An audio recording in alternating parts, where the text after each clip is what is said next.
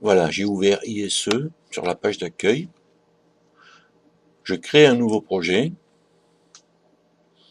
que j'appelle Quad, qui sera de type schéma.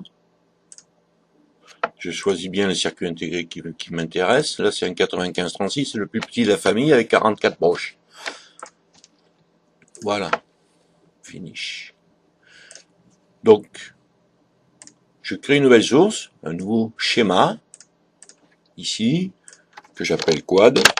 Ce sera mon schéma principal. La création du schéma en cours, voilà. Donc, je sais que j'aurai besoin de deux entrées, entrée A et entrée B, les deux entrées en quadrature de mon encodeur. Donc ici, je mets deux fils avec deux marqueurs d'entrée-sortie que je renomme.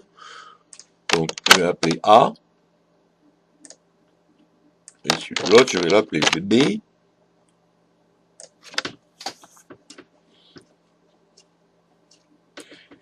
Donc là, chaque signal de l'encodeur devra être synchronisé par rapport à l'horloge globale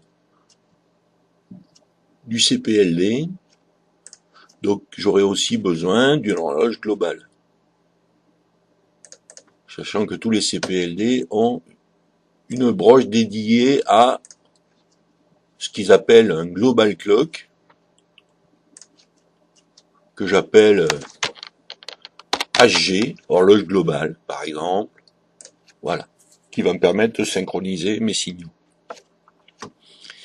Donc, chacun des signaux de l'encodeur devra être injecté dans un filtre numérique pour supprimer les parasites et pour synchroniser.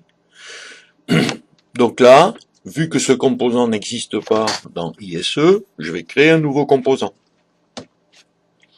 Donc, déjà, je sauvegarde ça.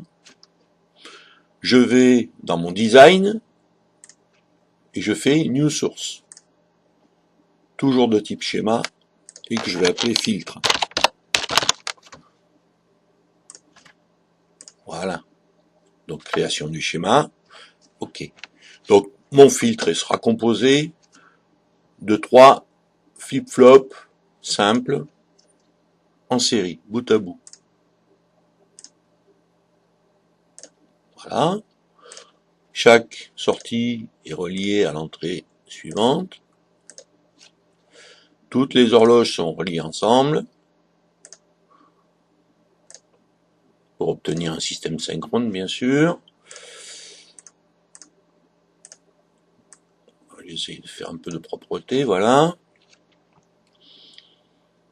Ici, j'aurai l'entrée du filtre, et ici j'aurai l'horloge, l'entrée horloge principale. Donc là, je m'aperçois que j'ai pas assez de place, donc je vais agrandir la feuille. Donc je vais dans la feuille, bouton de droite, propriété, et je passe à un format plus grand. Voilà. Voilà. Donc là, j'ai beaucoup plus de place. Je sélectionne tout, je peux recentrer, voilà. Donc ici, IO marqueur, je rajoute un marqueur ici, mon entrée, un marqueur ici, c'est l'horloge, que je renomme, entrée,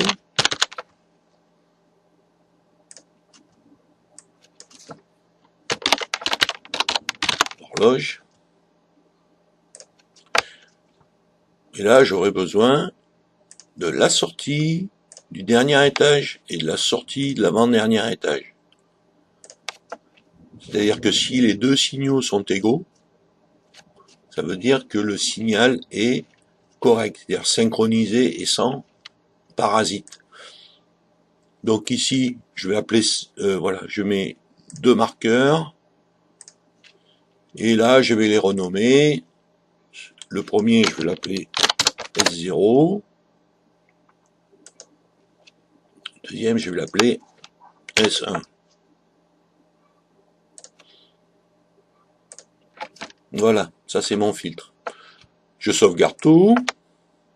Voilà. je retourne dans mon design, je retourne dans mon schéma principal, quad.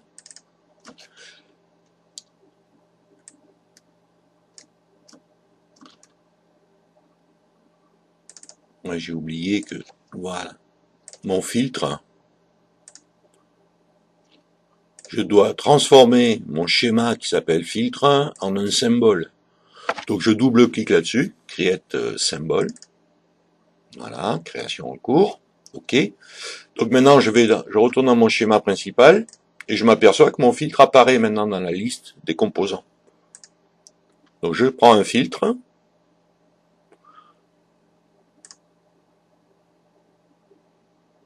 J'ai besoin de deux filtres. Je dois filtrer les deux canaux de mon encodeur. Voilà. Un filtre pour A, un filtre pour B. Alors là,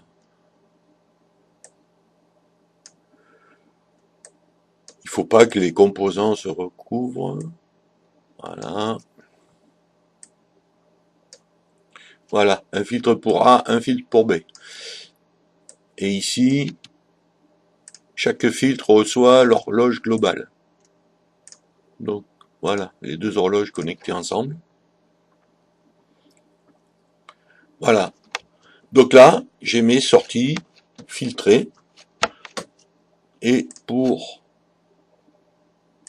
connaître, pour savoir si c'est une incrémentation ou une décrémentation, je dois savoir si A est en avance sur B ou si B est en avance sur A.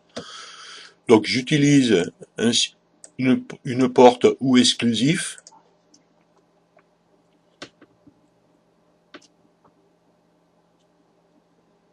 Voilà. Donc là je prends S0 de l'avant-dernier étage, donc S0 de A et S1 de B. Donc là comme ça je vais pouvoir savoir si c'est A ou B qui en avance. Et ici donc ça va me donner, je vais mettre le marqueur, ça va me donner la direction de l'encodeur. Est-ce que l'encodeur avance ou recule? Donc j'appelle ce signal direction. Maintenant je dois connaître la vitesse, enfin le nombre d'impulsions. Donc ici, je prends un ou exclusif 4 et je connecte.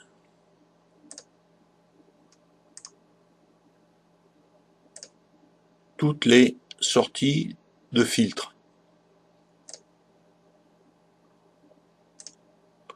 Et ça va me donner les impulsions. À chaque fois qu'un niveau va changer, j'aurai une impulsion. Voilà. Donc ici, c'est ma sortie impulsion. Je mets un marqueur. Et je vais appeler CPT, comptage. Voilà, et je sauvegarde.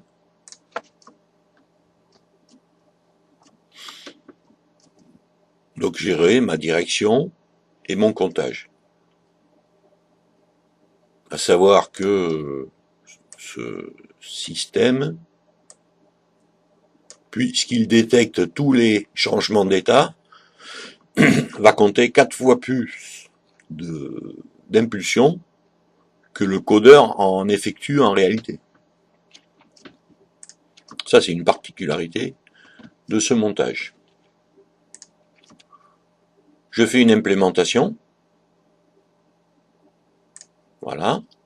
C'est-à-dire que je compile tous les schémas.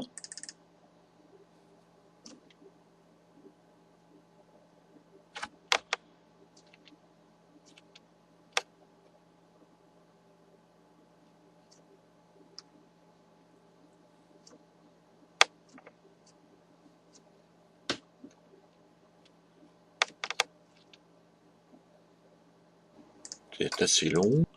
Voilà. Donc on voit que mon design utilise 23% de macrocell.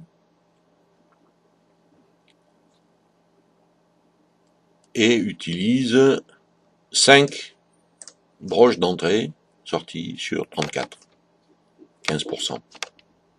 Voilà, c'est un schéma qui n'utilise pas beaucoup de ressources.